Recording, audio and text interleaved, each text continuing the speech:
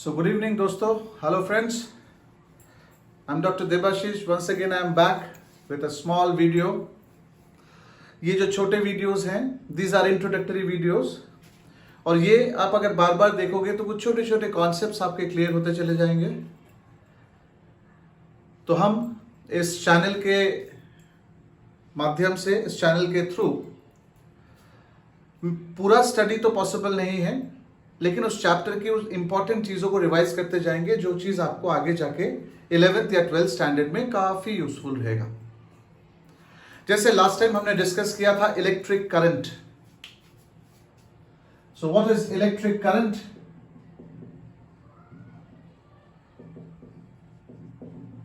Electric current is the rate of flow of electric charge.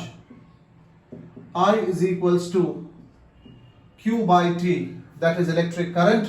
और electric current को major करने के लिए जो यूनिट हमने इस्तेमाल किया था वो यूनिट था ampere. So what is electric current? हमने ये छोटा सा इंट्रोडक्शन किया था कि अगर आपके पास कोई इलेक्ट्रिक कंडक्टर हो, जैसे copper wire, aluminium wire, gold wire, ऐसा कोई अगर कॉपर का इलेक्ट्रिक वायर, एल्यूमिनियम का इलेक्ट्रिक वायर या गोल्ड का इलेक्ट्रिक वायर हो, जिसको हमने कंडक्टर कहा है. Conductor means good conductor of electricity.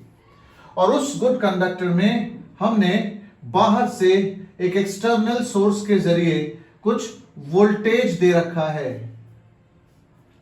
कुछ वोल्टेज दे रखा है. इसको हमने सोर्स ऑफ पोटेंशियल डिफरेंस भी कहा है. सोर्स ऑफ पोटेंशियल डिफरेंस, इसका मतलब ये सेल हो सकता है, ये बैटरी हो सकता है. जब हमने इस प्लग की को इंसर्ट किया था लास्ट वीडियो में, तो हमने क्या देखा था, इसके अंदर में जो इलेक्ट्रॉन्स है, जिनको हमने फ्री इलेक्ट्रॉन्स कहा था, ये फ्री इलेक्ट्रॉन इस एक्सटर्नल सोर्स की मदद से एक डायरेक्शन में फ्लो करना शुरू करता है. और इस फ्लो को rate of flow of charge, इसको हमने कहा था इलेक्ट्रिक करंट. सेकंड का पार्ट किया था क्वांटाइजेशन ऑफ चार्ज. कोई भी charge n number of, integral number of electronic charge से बना हुआ है. And what is the smallest electronic charge available? 1.6 10 to the power minus 19 coulomb. Coulomb is a unit of charge. उससे हमारा current का formula बन गया था Ne/T. काफी यूजफुल फॉर्मूला है, आपको यूज आएगा. Electric current is always Ne/T. N is the number of electron flowing, E is the electronic charge, and T is of course the time taken to flow that amount of charge. ये एक basic idea है electric current का, हम सबको इस बारे में पता है. आज हम थोड़ा डिस्कशन करते हैं अगले पार्ट पे, एंड दैट इज जब हम किसी कंडक्टर की बात करते हैं, हम सबको पता है कि मटेरियल्स 3 कैटेगरी में डिवाइड होते हैं. जितने भी नोन मटेरियल्स है वो 3 कैटेगरी में डिवाइड होता है. एक को कहा गया गुड कंडक्टर ऑफ इलेक्ट्रिसिटी, जिसको कंडक्टर नाम दिया गया. जो बैड कंडक्टर है उनको कहा गया insulator. So conductors are always good for electric current, insulators are always bad for electric current. I said conductors are always good for electric current. That's why they are called good electrical conductors. और insulators are bad for electrical current, इसलिए उनको कहा गया bad electrical conductors. इसके example में rubber है, carbon है, would है, प्लास्टिक है, so many. जनरली देखा जाए तो जितने नॉन मेटल्स हैं, क्या कहा मैंने, जितने नॉन मेटल्स हैं, उन सारे नॉन मेटल्स को आप इंसुलेटर कैटेगरी में डाल दो. जितने मेटल्स हैं वो मेटल्स कौन सी कैटेगरी में आएगा? कंडक्टर वाली कैटेगरी में आ जाएगा. और बीच में एक लाइन बच गया, और ये लाइन हम 12 पे बहुत डिटेल में पढ़ेंगे. इनको कहा गया सेमीकंडक्टर. जैसे फाइनल के पहले सेमीफाइनल, वैसे ही कंडक्टर के बाद आता है सेमीकंडक्टर. वो सेमीकंडक्टर जो बहुत अच्छे कंडक्टर्स नहीं है मेटल जैसा, और बहुत बुरे भी नहीं है प्लास्टिक जैसा, तो जिनकी कंडक्टिविटी ये दोनों के बीच में आती है, उनको कहा जाता है सेमीकंडक्टर्स. ध्यान रखना, 12th में हम एक चैप्टर पढ़ेंगे और ये रहेगा basis of electronics. Semiconducting material जैसे जर्मेनियम और सिलिकॉन, आप सबको पता है ये कौन से ग्रुप के एलिमेंट्स हैं? ये दोनों फोर्थ ग्रुप के एलिमेंट है। तो फोर्थ ग्रुप के एलिमेंट कैसे बिहेवियर एग्जिस्ट करते हैं? वो बिल्कुल कंडक्टर जैसे बहुत अच्छा नहीं भी है और बिल्कुल इंसुलेटर जैसे बैड भी नहीं है, वो बीच में है। इंसुलेटर और कंडक्टर के बीच में उनकी एक्टिविटी है, मतलब उनका बिहेवियर है, इसलिए कहा गया सेमीकंडक्टर। सो मटेरियल्स के इसकी 3 कैटेगरी के अंदर let us discuss about good conductors today. अब बात करते हैं गुड कंडक्टर्स, या जिसको मैंने कहा मेटल्स। एज आई सेड, जितने भी मेटल्स हैं ये सारे मेटल्स कौन सी कैटेगरी में आते हैं? All these come under the category of good conductors. जैसे मैंने आपको एग्जांपल दिया, silver, gold, copper, aluminium and so on, जितनी भी कैटेगरीज ऑफ मेटल है सब के सब गुड कंडक्टर कहलाते हैं। क्यों कहलाते हैं? क्योंकि इन सब में अवेलेबिलिटी ऑफ फ्री इलेक्ट्रॉन बहुत ज्यादा है, मतलब एबंडेंस। एबंडेंस का मतलब क्या होता है? बहुत ज्यादा। मींस अगर मैं एक मेटल का पीस ले लूं, पीस ऑफ मेटल, तो उसमें मुझे ढेर सारे ऐसे इलेक्ट्रॉन मिलेंगे जो खाली पीली है। नागपुर लैंग्वेज में खाली पीली है मतलब they are free, they are not bound. Now comes the concept of bound electrons. तो किसको कहते हैं बाउंड इलेक्ट्रॉन्स? बाउंड इलेक्ट्रॉन्स मतलब वो इलेक्ट्रॉन्स जो न्यूक्लियस के चारों तरफ घूम रहे हैं, रिवॉल्व कर रहे हैं, न्यूक्लियस उनको अपनी तरफ खींच के रखा है। Electric force, negative and positive charge always attract each other. तो ये इलेक्ट्रिक फोर्स ऑफर करके जो इलेक्ट्रॉन खींच के न्यूक्लियस ने रखा है और अपने चारों तरफ घुमा रहा है। जैसे planet revolves around the sun, electron revolves around the nucleus, ऐसे इलेक्ट्रॉन्स को हम कौन से इलेक्ट्रॉन कहेंगे? बाउंड। याद रखना स्टूडेंट्स, बाउंड इलेक्ट्रॉन कभी भी कंडक्शन, इलेक्ट्रिकल कंडक्शन या इलेक्ट्रिकल कंडक्टिविटी में मदद नहीं करता। बाउंड इलेक्ट्रॉन का सिर्फ एक ही काम है, ये बस न्यूक्लियस के चारों तरफ घूमते रहना, बस और कुछ भी नहीं। हाँ, उसकी यूटिलिटी बढ़ती कब है बाउंड इलेक्ट्रॉन की? जब बाहर से मैं किसी तरीके से इस सिस्टम को क्या सप्लाई कर सकूं? एनर्जी सप्लाई कर सकूं। एक्सटर्नल सोर्स से अगर मैं एनर्जी सप्लाई कर सका तो हम सबको पता है कि ये इलेक्ट्रॉन जो घूम रहा है उसको एनर्जी मिलेगा और वो अपना ऑर्बिट छोड़ के हायर ऑर्बिट में जंप करेगा। एनर्जी के कारण ज्यादा एनर्जी दो तो और हायर ऑर्बिट में जंप करेगा, ज्यादा एनर्जी दो तो और हायर ऑर्बिट में जंप करेगा, और इतनी एनर्जी दे दो जिससे वो इतनी जोर से जंप करे अपने ऑर्बिट के बाहर कि वो कभी भी इस न्यूक्लियस के अट्रैक्टिव फील्ड के अंदर वापस ही ना आए। तो फिर ऐसे इलेक्ट्रॉन को हम कौन सा इलेक्ट्रॉन कहेंगे? Free electron. जो फ्री इलेक्ट्रॉन सपोज पहले बाउंड हुआ करता था, न्यूक्लियस के चारों तरफ घूमा करता था, बाहर से हमने उसको एनर्जी सप्लाई कर दी और ये एनर्जी लेके वो स्टेप बाय आगे बढ़ा, higher orbit, higher orbit, higher orbit, और सपोज मैंने इतनी सारी एनर्जी दे दी कि वो इतनी जोर से जंप किया कि वो ऑर्बिट के बाहर चला गया। एक बार वो ऑर्बिट के बाहर चला गया, ऐसे इलेक्ट्रॉन को हम क्या कहते हैं? Such electrons are called free electrons. मतलब ऐसे इलेक्ट्रॉन जिन पे अट्रैक्टिव फोर्स ऑफ न्यूक्लियस काम ही नहीं कर रहा है, such electrons are called free electrons. Free मतलब किससे फ्री? याद रखना, फ्री फ्रॉम द एटम, क्योंकि ये जो मैंने स्ट्रक्चर ड्रॉ किया ये किसका स्ट्रक्चर है? एटम का। So these electrons which are free from the attractive force of the nucleus, these electrons which are not inside the atom, they are free to move anywhere, such atoms are called free atom, free electrons, such electrons are called free electrons। और जितनी energy देके मैंने electron को free किया, chemistry का term लिख रहा हूं, उस एनर्जी को हम कौन सा एनर्जी कहते हैं? Ionisation energy. क्योंकि एक बार इलेक्ट्रॉन फ्री हो गया तो जो एटम बच गया वो अब एटम नहीं रहा, वो क्या रह गया? पॉजिटिव आयन, क्योंकि इलेक्ट्रॉन कम हो गया, और जो इलेक्ट्रॉन फ्री हो गया उसको हम क्या कह सकते हैं? We can call it a negative ion. Means जब तक ये इलेक्ट्रॉन एटम के अंदर है, एटम इज इलेक्ट्रिकली न्यूट्रल। अब एनर्जी देके अगर इलेक्ट्रॉन को बाहर कर दिया, दैट मींस आपने स्प्लिट कर दिया एक एटम को पॉजिटिव और नेगेटिव आयन में। इस फिनोमेना को क्या नाम दिया गया है? आयोनाइजेशन। अब आपके पास दो आयंस आ गए, पॉजिटिव आयंस और नेगेटिव आयंस। ध्यान रखना स्टूडेंट्स, मेटल्स में अगर मैं ध्यान से देखूं तो ये जो एटम्स हैं इस तरीके से एक दूसरे से जुड़े जुड़े बैठे हुए हैं, इस एटम, इसको कहा जाता है लैटिस। ये वर्ड आपको केमिस्ट्री में पढ़ने को आएगा। केमिस्ट्री में आप सॉलिड स्टेट या फिर क्रिस्टल स्ट्रक्चर नाम का एक टॉपिक पढ़ोगे जिसमें यह आ जाएगा कि मेटल में सारे एटम्स एक दूसरे से ऐसे कॉम्पैक्ट है, जुड़े जुड़े जुड़े बैठे हुए हैं, और ये जो जुड़े जुड़े एटम्स है इस स्ट्रक्चर को कहा गया है लैटिस स्ट्रक्चर। और अगर ये मेटल का लैटिस है तो आपको पता होना चाहिए मेटल के लैटिस में इलेक्ट्रॉन्स तो बाहर चले गए हैं एनर्जी लेने के बाद, तो आपको क्या मिला है? आपको मिला है एक पॉजिटिवली चार्ज्ड लैटिस। और इस पॉजिटिवली चार्ज्ड लैटिस पे बीच में जो जगह बचती है थोड़ी बहुत, उसको कहा गया इंटरस्टाइस। उसको कहा गया इंटरस्टाइस। आप रिपीट करना वीडियो को अगर आपको याद समझ में ना है, याद ना करें। इंटरस्टाइस मतलब बीच की जगह, दैट इज कॉल्ड इंटरस्टाइस या इंटरस्टिशियल स्पेस। कैसे? यहां देखो मैं और एटम्स ड्रॉ कर रहा हूं, सो डोंट यू थिंक ये तीन एटम के बीच एक जगह मिल गई है। इस जगह को इंटरस्टाइस कहा जाता है, इंटरस्टिशियल स्पेस कहा जाता है, या एक और नाम है इसको वॉइड भी कहते हैं।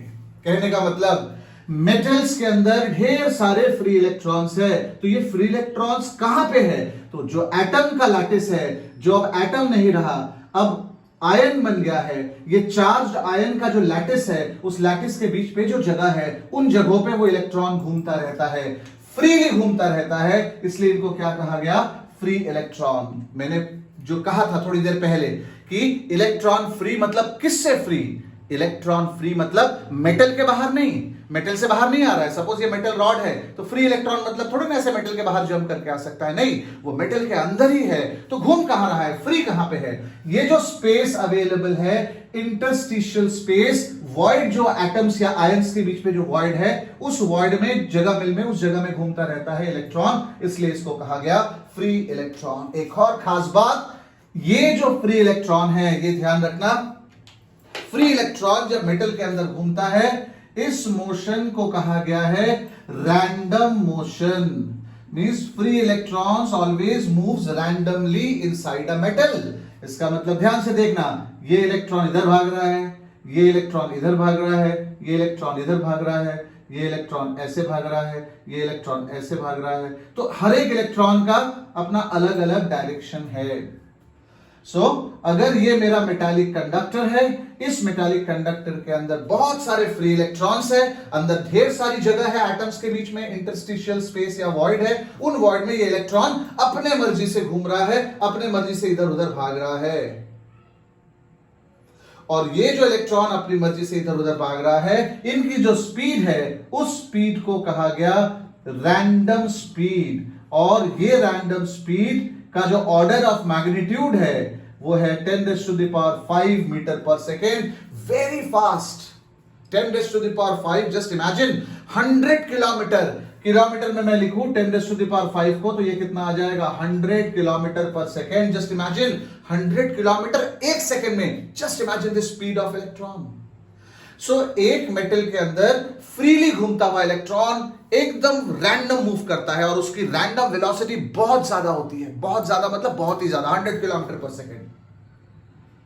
आपकी गाड़ियां कितनी स्पीड से चलती है? 120, 140। ट्रेन, बुलेट ट्रेन आ गई तो 200 किलोमीटर पर आवर की स्पीड से चलेगी, पर आवर। दुनिया की fastest train 550 kilometre per hour की स्पीड से चलती है, एक घंटा में 550 किलोमीटर। और ये बेचारा इलेक्ट्रॉन देख लो, ये एक सेकेंड में 100 किलोमीटर चल जाता है। इतनी हाई स्पीड से ट्रैवल करता है इलेक्ट्रॉन मेटल के अंदर।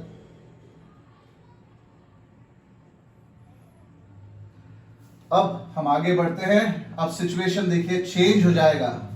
इसी मेटल को, जिसके अंदर इलेक्ट्रॉन अभी तक रैंडमली मूव कर रहे थे, बाहर से मैंने एक सोर्स ऑफ पोटेंशियल डिफरेंस लगा दिया, या अब मैं थोड़ा नया नाम दूंगा, इसको कहूंगा सोर्स ऑफ ईएमएफ। अगर मैंने सोर्स ऑफ ईएमएफ लगा दिया, सोर्स ऑफ ईएमएफ क्या हो सकता है?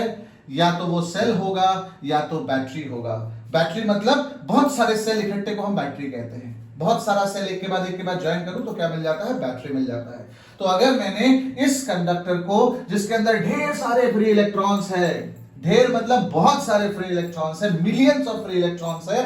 ये मिलियंस ऑफ फ्री इलेक्ट्रॉन्स सब इधर उधर भाग रहे हैं, रैंडमली भाग रहे हैं वेरी हाई स्पीड से। अगर मैं इस कंडक्टर को एक्सटर्नल फील्ड मतलब एक्सटर्नल सोर्स लगा दूं, सोर्स ऑफ ईएमएफ, एक वोल्टेज ऑफर कर दूं, तो क्या देखा गया है, थोड़ा ध्यान से देखिएगा। जैसे मैं वोल्टेज ऑफर करूंगा तो ये फ्री इलेक्ट्रॉन जो ऐसे भाग रहा था, इसकी स्पीड थी वीआर। वीआर मतलब कौन सी स्पीड थी, रैंडम वेलोसिटी। अब इसका पॉजिटिव टर्मिनल इसको फोर्स ऑफर करके अपनी तरफ ड्रैग करेगा, अपनी तरफ ड्रिफ्ट करेगा। इसका मतलब ये इलेक्ट्रॉन एक पर्टिकुलर डायरेक्शन में क्या होना शुरू हो जाएगा, the word is drift, drift होना शुरू हो जाएगा। और इस ड्रिफ्ट को जो स्पीड है उसको ड्रिफ्ट स्पीड कहा जाता है या ड्रिफ्ट वेलोसिटी कहा जाता है।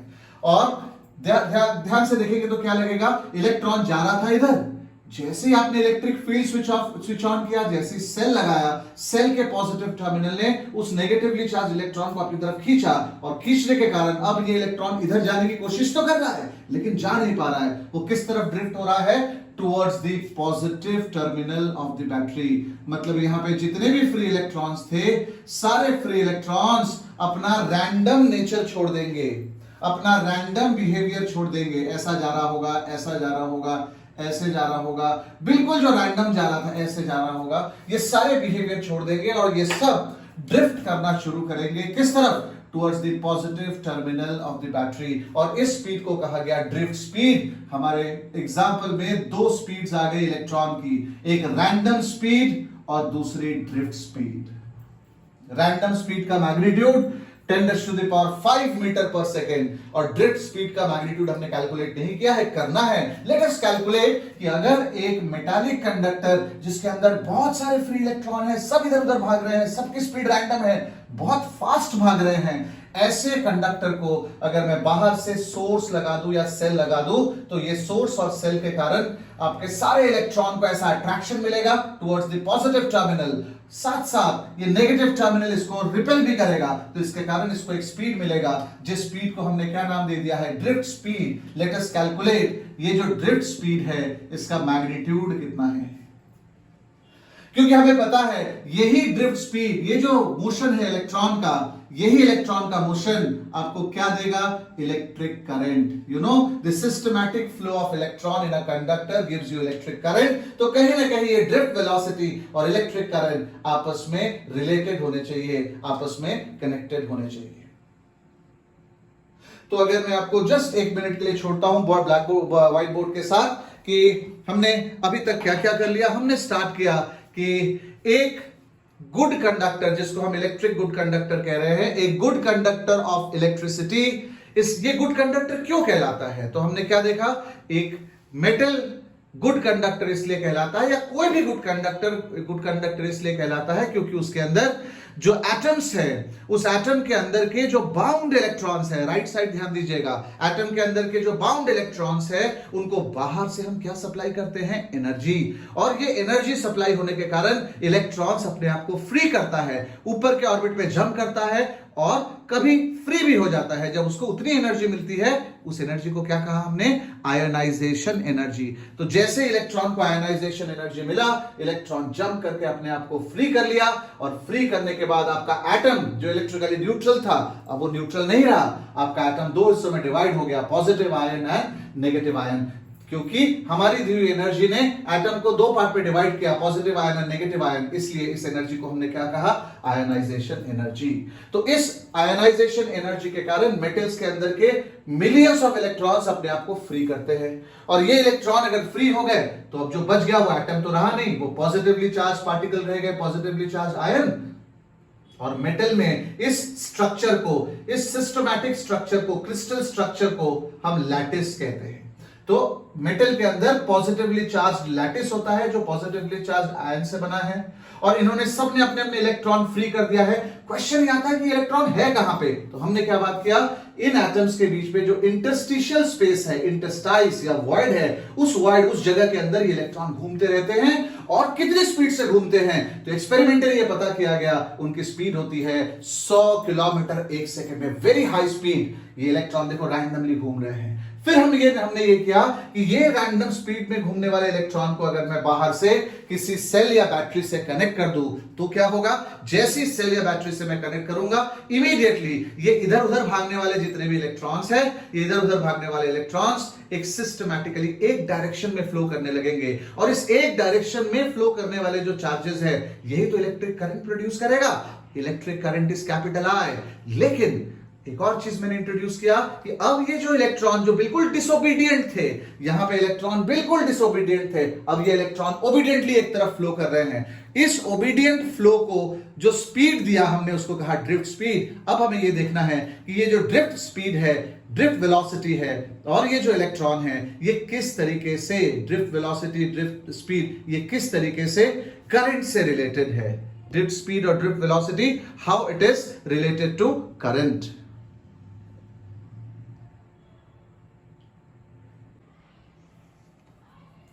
ओके, नाउ ड्रिफ्ट स्पीड और करंट के रिलेशन से पहले, इससे पहले मैं भूल जाऊं आपको बता दूं कि हमारे पास तीन कैटेगरीज थी, एक था कंडक्टर, एक था सेमीकंडक्टर, एक था इंसुलेटर। ये जो डिस्क्रिप्शन दिया ये किसके लिए था, गुड कंडक्टर्स के लिए। अब मैं आपसे अगर पूछूं कि जो इंसुलेटर थे, बैड कंडक्टर्स थे, वो बैड कंडक्टर क्यों रहे होंगे?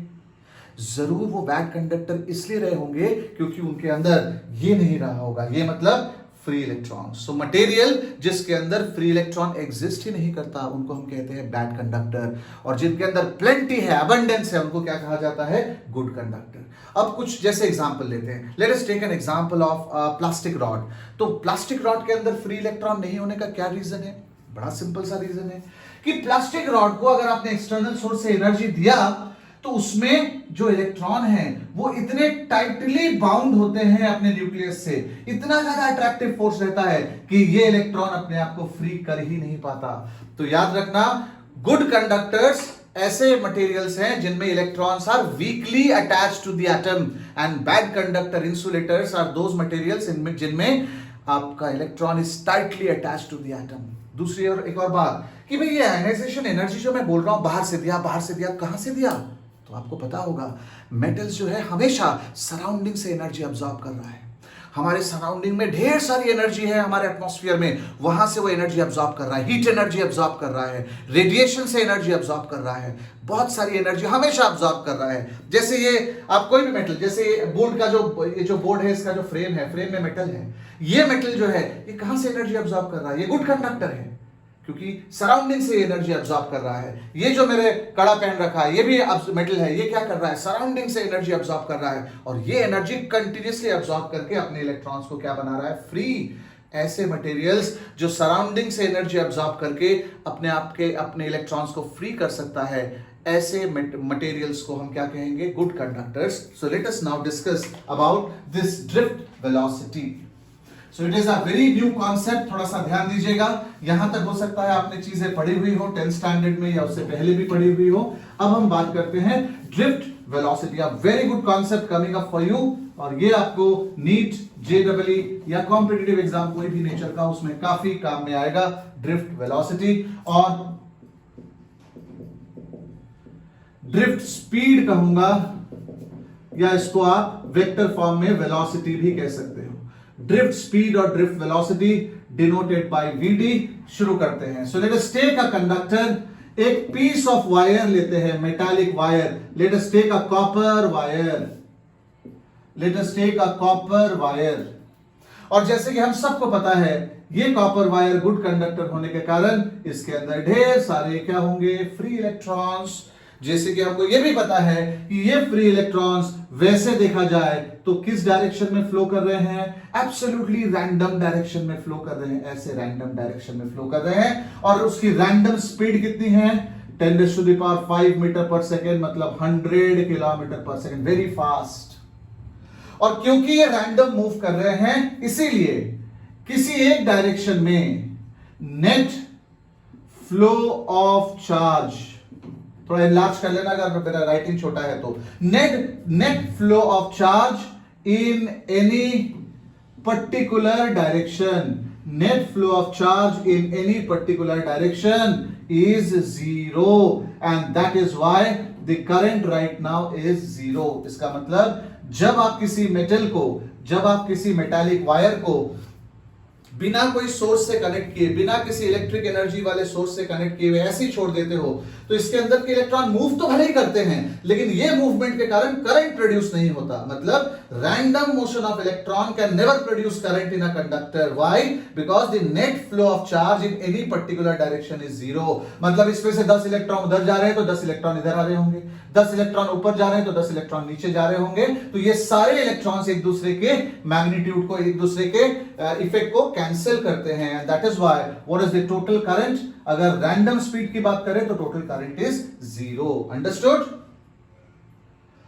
अब हम बात करते हैं कि अगर मैंने इन्हीं रैंडमली मूव करने वाले इलेक्ट्रॉन को बाहर से एक एक्सटर्नल सेल या बैटरी से कनेक्ट कर दिया विद अ प्लग की, अब क्या होने वाला है? We all know what will happen. जैसे मैंने प्लग की ऑन किया, मैं देखूंगा कि ये सारे इलेक्ट्रॉन जो बिल्कुल अभी तक डिसोबीडिएंट थे, इधर उधर भाग रहे थे, सारे इलेक्ट्रॉन सिस्टमैटिकली एक डायरेक्शन में फ्लो करने लगेंगे। और जैसे जैसे वो फ्लो करेंगे, इसी मैकेनिज्म को ड्रिफ्ट मैकेनिज्म कहा, और उस वेलोसिटी को हम क्या कह रहे हैं? Drift velocity. ये ब्लैक में मैं लिख रहा हूं ड्रिफ्ट वेलोसिटी, और मैं ब्लू में लिख रहा हूं random velocity. VR is random velocity and VD is drift velocity। और मुझे इस drift velocity को फाइंड आउट करना है for a copper wire। पर उससे पहले मैं एक छोटा सा डेरिवेशन करूंगा जो आपके लिए बिल्कुल नया होगा। डेरिवेशन में सबसे पहला स्टेप, कंसिडर स्मॉल n। अभी तक हम स्मॉल n को क्या लेते आ रहे थे? Number of electron. अब इसको थोड़ा हम चेंज करते हैं। स्मॉल n को लेते हैं number density of electron, free electron, number density of free electron. n को हमने क्या लिया? Number density of free electron. अब आपके लिए शायद ये टर्म थोड़ा सा नया होगा, number density of free electron. ये टर्म थोड़ा सा नया होने वाला है। ये नंबर डेंसिटी क्या है? What is this number density? चलिए बात करते हैं नंबर डेंसिटी का। नंबर डेंसिटी मतलब मास अपॉन वॉल्यूम, लेकिन वो वॉल्यूम डेंसिटी है। Density is mass upon volume, is volume density. Number density क्या है? नंबर डेंसिटी है number of free electron per unit volume. मतलब स्मॉल n जो है वो कैपिटल N बाई V है। ये याद रखना, ये सबसे इंपॉर्टेंट टर्म। आई थिंक आपके फिजिक्स की लाइफ में 10th स्टैंडर्ड के बाद ये सबसे पहला टर्म है, new term, that is called number density. So what is number density? Number of electron per unit volume is called number density.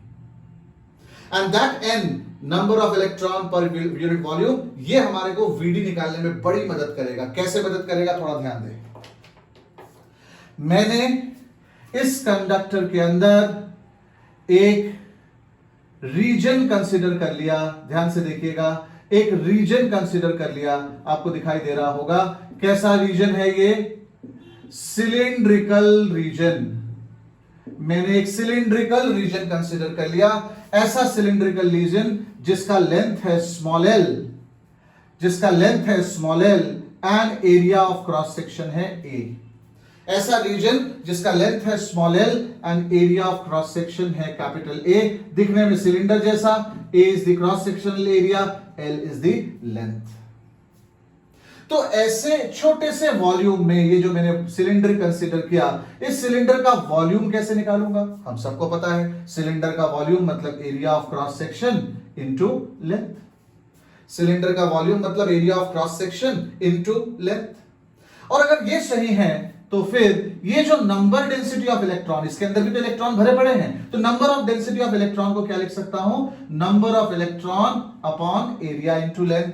और इससे मुझे मिल जाएगा n, दैट इज NaL। बताइए what is capital N?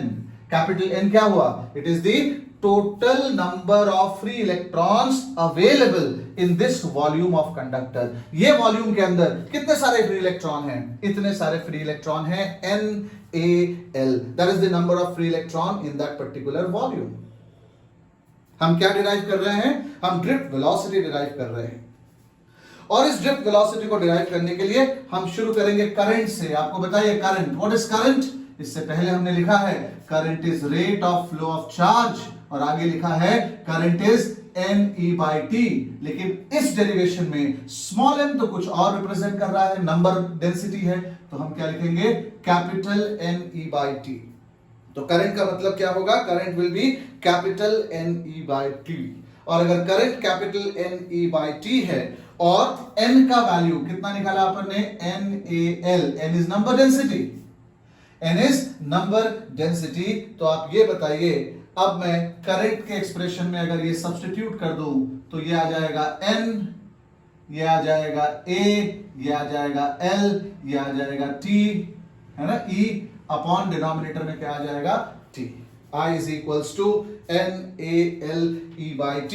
But अगर थोड़ा सा आपने ध्यान दिया तो यहां पे एक ऐसा टर्म मिल रहा है L/T। What is L? L is the length of the cylinder और T क्या है, time taken by the electrons to cross this length. तो ये जो L/T है यही हमारे लिए कौन सी वेलोसिटी है, ड्रिफ्ट वेलोसिटी। इलेक्ट्रॉन को इस पोजीशन A से पोजीशन B तक निकल जाने के लिए कितना टाइम लग रहा है, T, डिस्टेंस है L, तो ड्रिफ्ट वेलोसिटी इज L/T। तो करंट के एक्सप्रेशन में अगर मैं L/T की जगह ड्रिफ्ट वेलोसिटी डाल दूं तो फिर ऑफ कोर्स मुझे क्या मिल जाएगा, थोड़ा बता दीजिएगा। यस, मुझे मिलेगा N, मुझे मिलेगा A, मुझे मिलेगा E और VD। ये बन गया formula of current in terms of drift velocity. और यहां से ड्रिफ्ट वेलोसिटी का एक्सप्रेशन क्या हो जाएगा, I upon NaE। This is the formula for drift velocity. इस वीडियो को, ये पोर्शन को बार बार रिवाइज करिएगा, क्योंकि जितनी जल्दी आपका ये कॉन्सेप्ट क्लियर होगा करंट और ड्रिफ्ट वेलोसिटी के बीच का, आपको इस चैप्टर में एडवांस जो डेरिवेशंस है उसमें ये काफी यूजफुल रहेगा। So this is the formula for drift velocity of electron, drift velocity of electron in a conductor. अब अपन चलते हैं, ड्रिफ्ट वेलोसिटी का फॉर्मूला तो आ गया, ये करंट है, ये नंबर डेंसिटी है, ये एरिया है और ये इलेक्ट्रिक चार्ज है। अब जो मैं आपसे कह रहा था, इस ड्रिफ्ट वेलोसिटी को कैलकुलेट करते हैं अपन कि ये ड्रिफ्ट वेलोसिटी है कितना। और कैलकुलेट करने के लिए बस यहीं पे, ज्यादा दूर हम नहीं जाएंगे, यहीं पे कैलकुलेट करने के लिए अपन क्या करेंगे, कुछ असम्पशंस करेंगे। जैसे कि मैंने, लेट अस कैलकुलेट कि 1 एम्पियर करंट के लिए, let us calculate 1 ampere current के लिए कितना ड्रिफ्ट वेलोसिटी होगा। मतलब अगर हमारे कंडक्टर में से 1 एम्पियर करंट फ्लो हो रहा है तो उसका ड्रिफ्ट वेलोसिटी कितना होना चाहिए। उसके लिए मैंने एक और असम्पशन कर लिया कि जो मेरा एरिया ऑफ क्रॉस सेक्शन है आपके कंडक्टर का, मान लेते हैं वो unit area of cross section है। Unit area of cross section का क्या मतलब है, 1 metre square. But 1 metre square तो बहुत बड़ा हो जाएगा ना, बहुत बड़ा conductor. Just imagine 1 metre square का एरिया, मतलब इतना बड़ा, ऐसा पाइप के जैसा, पानी का जो बड़ा पाइप होता है एनएमसी के सप्लाई पाइप, इतना बड़ा, वैसा तो हो नहीं सकता। तो एक काम करते हैं, इसको छोटा करते हैं, वेरी स्मॉल, एक थिन वायर लेते हैं और थिन वायर का जो एरिया ऑफ क्रॉस सेक्शन है वो करीब करीब कितना होता है, 10⁻⁻⁻6 मीटर स्क्वायर, 10⁻⁻⁻6 मीटर स्क्वायर। दो चार चीजें हैं, जैसे E इलेक्ट्रॉनिक चार्ज, ये तो कांस्टेंट है 1.6 10⁻⁻19। तो मैंने करंट लिया 1 एम्पियर, मैंने एरिया ऑफ क्रॉस सेक्शन बहुत छोटा सा लिया, पतला वायर का, 10⁻⁻6 metre square. Charge of electron तो मुझे पता है, अब बच गया n है नंबर डेंसिटी। तो ये स्टैंडर्ड वैल्यू है, ये एक्सपेरिमेंटल वैल्यू है। एक्सपेरिमेंट परफॉर्म करके ये वैल्यू निकाला गया कि यूनिट वॉल्यूम ऑफ कॉपर में, यूनिट वॉल्यूम ऑफ कॉपर में कितने सारे इलेक्ट्रॉन्स होते हैं, 8.5 10⁻88 per metre cube. This is the number density of electron in a copper wire. एक कॉपर वायर के यूनिट वॉल्यूम में इतने सारे इलेक्ट्रॉन्स होते हैं, 8.5 10⁻88। और IANE ये सब जब यहां पे डाला गया तो ड्रिफ्ट वेलोसिटी का बहुत ही अमेजिंग रिजल्ट आया। आप भी कैलकुलेट करके देखना, इसकी जगह 1 एम्पियर, इसकी जगह 8.5 10⁻88 10⁻⁻6 1.6 10⁻⁻19। जब आप सब सब्स्टिट्यूट कर दोगे तब आपको बड़ा एक अजीब सा रिजल्ट मिलेगा, और वो रिजल्ट मिलेगा 7 × 10⁻⁻5 मीटर पर सेकेंड।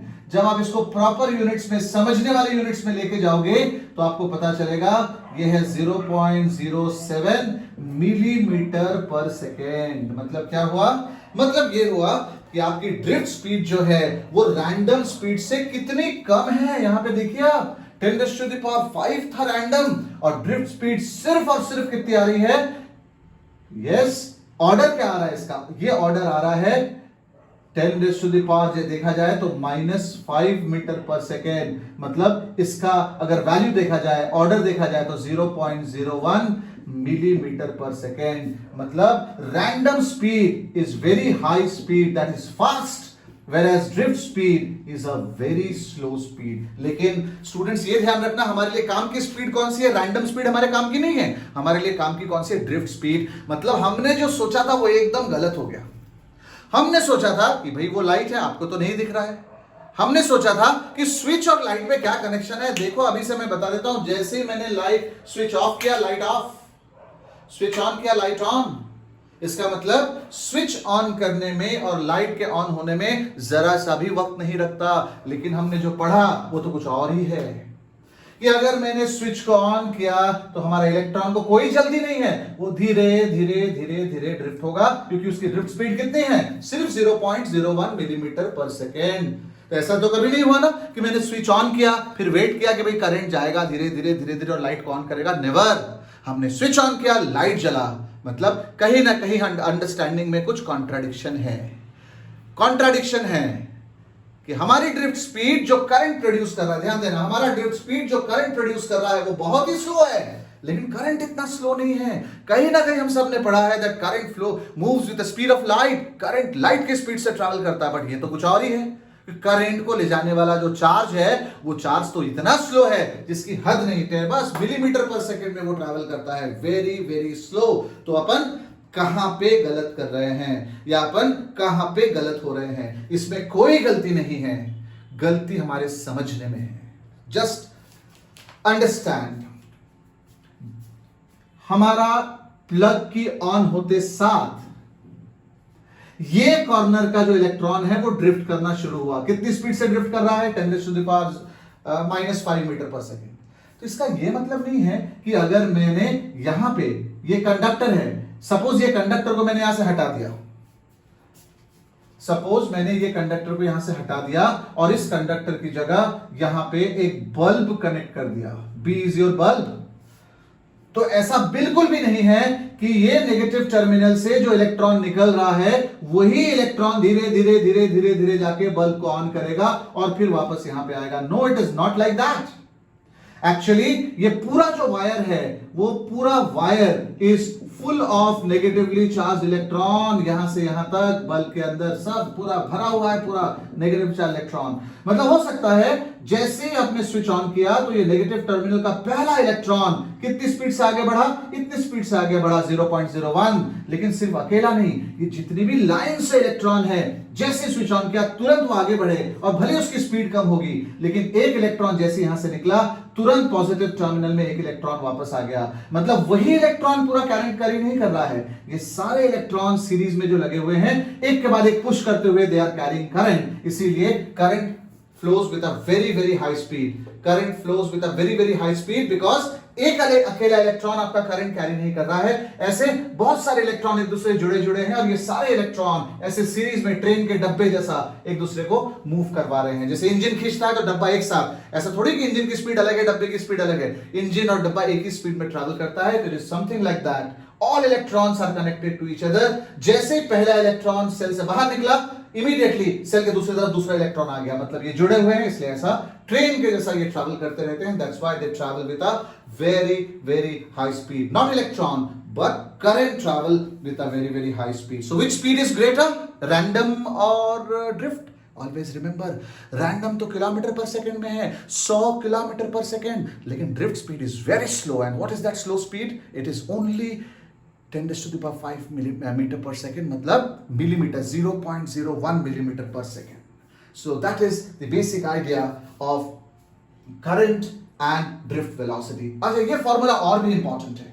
इंपॉर्टेंट इसलिए है क्योंकि करंट के एक्सप्रेशन में देखिए ये जो चीजें हैं, n number of electron per unit volume, a area of cross section, e electronic charge, मतलब ये सब के सब कांस्टेंट है. लेकिन मैग्नीट्यूड वाइज कांस्टेंट है, लेकिन अगर ध्यान से देखा जाए तो एब्सोल्यूट कांस्टेंट यही दो हैं. क्योंकि ये जो E मैंने लिखा, ये E नेगेटिव भी हो सकता है, पॉजिटिव. मतलब मैं ये कहना चाह रहा हूं कि करंट जो है ये करंट इस प्रोडक्ट पे डिपेंड करता है, किस पे? इलेक्ट्रिक चार्ज और ड्रिफ्ट वेलोसिटी पे। मैं क्यों कह रहा हूं, अगर मेरा इलेक्ट्रिक चार्ज इलेक्ट्रॉन हुआ तो ध्यान से देखिएगा, इलेक्ट्रॉन में माइनस साइन आ जाएगा, और अगर इलेक्ट्रॉन में माइनस साइन आ गया, इसका मतलब इस प्रोडक्ट का जो डायरेक्शन होगा और करंट का जो डायरेक्शन होगा एक दूसरे से अपोजिट होगा because of this negative sign.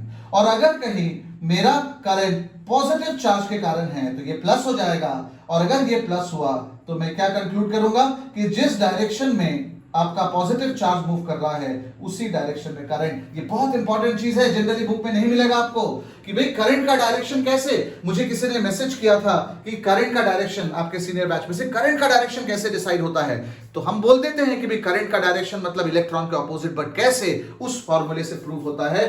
Current जो है वो किसके किसके प्रोडक्ट पे डिपेंड करता है? चार्ज और ड्रिफ्ट वेलोसिटी के।